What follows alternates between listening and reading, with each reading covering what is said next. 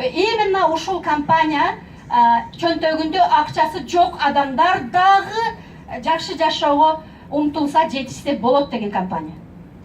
Ошол үчүн именно муну Йонас жана Роберт Афьюкник дегендер бир туугандар ушул компанияны биз үчүн түзгөн. 1967 жылы Швецияда ошол эки бир тууган жана дагы бир досу үчөө тарабынан компания Арифлейм түзүлгөн. 1967 жылы ошол эле жылы Кыргызстанда Лейлек районунун эң тоолуу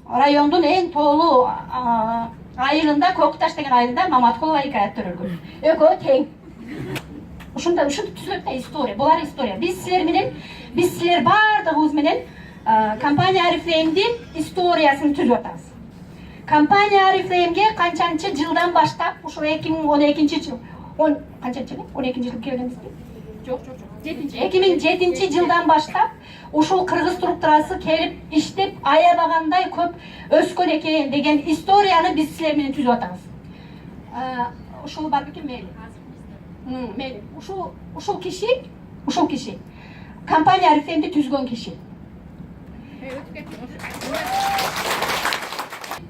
Аялы менен мына Роберт аялы менен Роберттин балдары бул жак полный. Бул жерде алардын бир тууган дагы бир үчүнчү байкеси бар экен. Булардан чоң бар экен. Анын дагы экөөнүн бир тууган балдары булар.